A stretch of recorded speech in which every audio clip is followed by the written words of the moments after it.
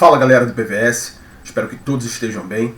Na aula de hoje a gente dá sequência ao estudo do material genético e começa a ver o funcionamento do código genético. O código genético está na forma de uma sequência de nucleotídeos da molécula de DNA.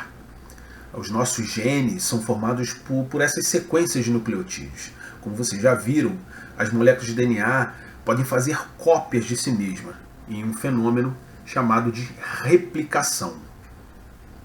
Esse fenômeno é mediado por enzimas, dentre elas a DNA polimerase.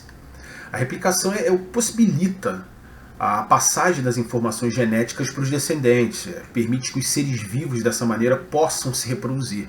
A reprodução é possível, a herança é possível, a herança genética é possível devido ao fenômeno de replicação, ou seja, devido à capacidade que a molécula de DNA tem de fazer cópias de si mesma. Mas como o DNA controla o metabolismo celular? Como o DNA controla as funções celulares? Além da replicação, existem mais dois fenômenos relacionados ao funcionamento dos ácidos nucleicos na célula. Um deles é a transcrição. A transcrição acontece quando moléculas de DNA servem de molde para a formação de moléculas de RNA, que também, logicamente, é mediado por enzimas. O RNA é um outro tipo de ácido nucleico que funciona como um auxiliar do DNA, fazendo com que as informações existentes nos genes sejam expressas, sejam traduzidas em proteínas. E tradução é o nome de outro fenômeno relacionado aos ácidos nucleicos. Então o código genético pode ser replicado e isso permite a reprodução das espécies, como vocês já viram em aulas passadas.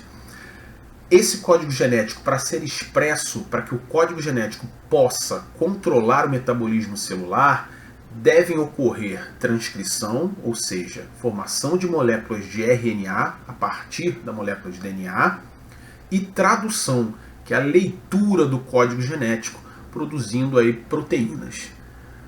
Essas proteínas elas podem ter inúmeras funções.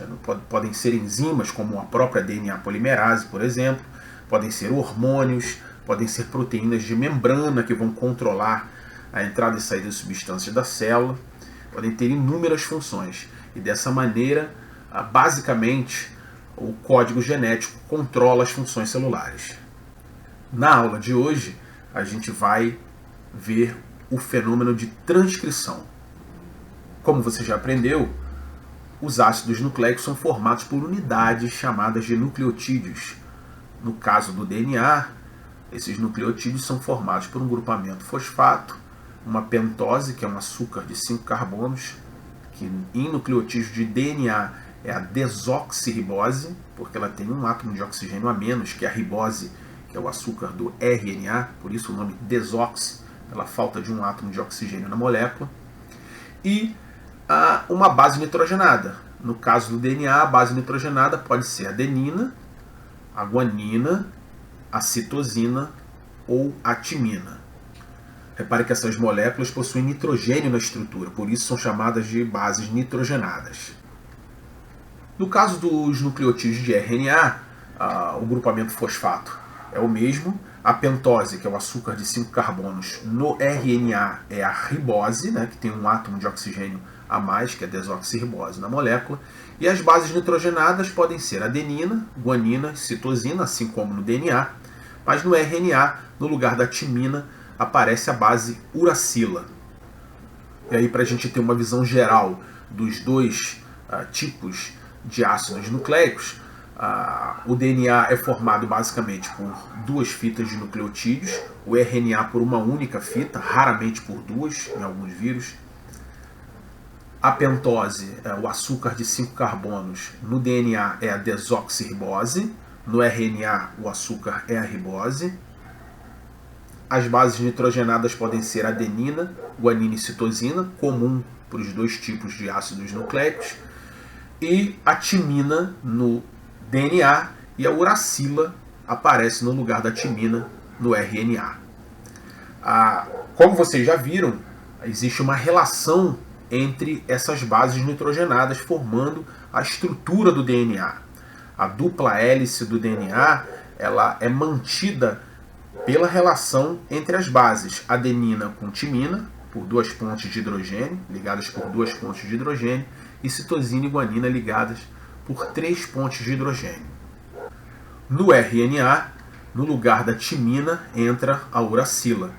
Apesar do RNA ser uma molécula, na grande maioria das vezes, fita simples, podem ocorrer dobramentos nessa molécula e aí vale essa relação entre as bases nitrogenadas. Mas vamos ao processo de transcrição. Como nós sabemos, as células eucariontes, como essas aí, são formadas por três regiões básicas: a membrana plasmática, o citoplasma e o núcleo. A tradução do código genético, ou seja, a leitura do código que culmina com a síntese de proteínas, ocorre no citoplasma da célula. E o código genético está na sequência de nucleotídeos do DNA no núcleo celular.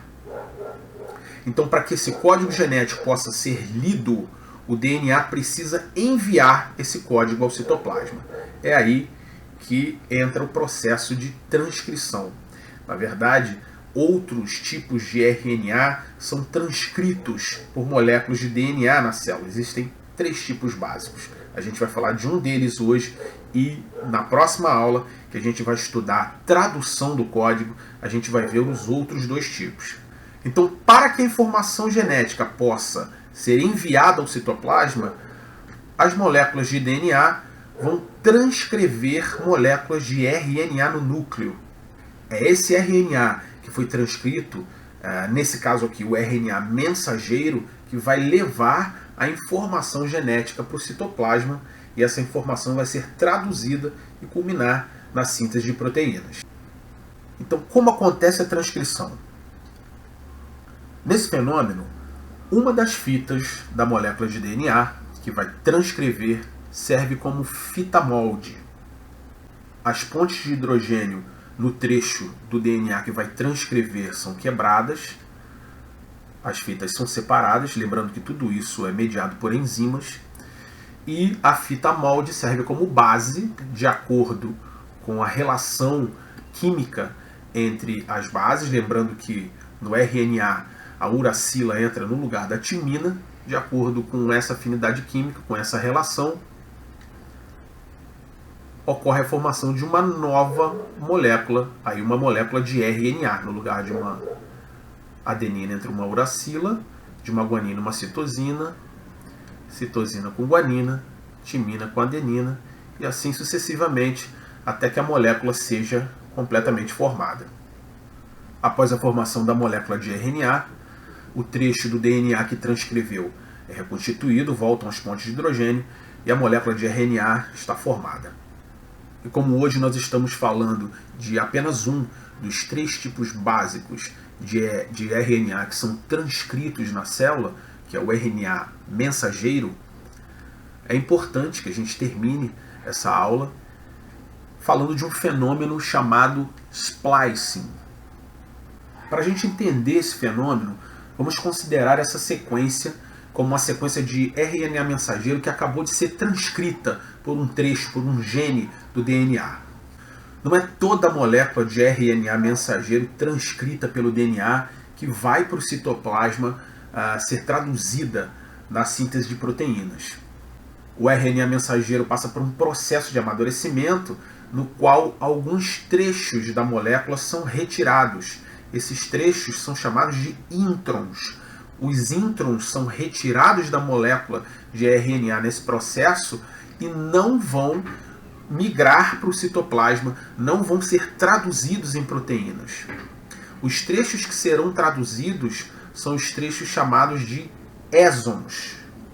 Então, durante o processo de splicing, os introns são retirados da molécula de RNA mensageiro e ficam apenas exons na molécula. E vejam a consequência disso. Eu vou numerar aqui os exons marcados em vermelho, nesse nosso simplificado exemplo. A consequência disso é que o produto do splicing, partindo de um mesmo RNA primário, pode ser diferente. Poderia ser formado, por exemplo, um RNA contendo os exons 1, 2 e 3. Ou ainda, uma outra molécula de RNA contendo os exons 1, 3 e 4. Reparem que aqui eu tenho duas moléculas de RNA mensageiro diferentes que vieram da mesma molécula de RNA primário, que vieram do mesmo gene. Ou seja, um gene, então, pode codificar, devido a esse processo, RNAs mensageiros diferentes, que vão gerar, após a tradução, proteínas diferentes. Isso implica em um mesmo gene sendo capaz de codificar mais de uma proteína, porque a informação genética contida no RNA mensageiro 1 é diferente da informação genética contida no RNA mensageiro 2, apesar de ambos, nesse exemplo, terem vindo do mesmo RNA mensageiro primário, que logicamente foi transcrito pelo mesmo trecho de DNA, pelo mesmo gene. Então a informação genética contida no DNA é transcrita para um RNA mensageiro, essa informação vai para o citoplasma através do RNA mensageiro e vai ser traduzida. A tradução dessa informação genética, que envolve os outros tipos de RNA, vai culminar com a formação de uma proteína. Agora, como isso ocorre? Como funciona esse código contido nessa sequência de bases nitrogenadas? Esse vai ser o assunto da nossa próxima aula. Na próxima aula, a gente vai ver como o código genético é traduzido no citoplasma, em um processo que culmina com a síntese de proteínas. Até lá!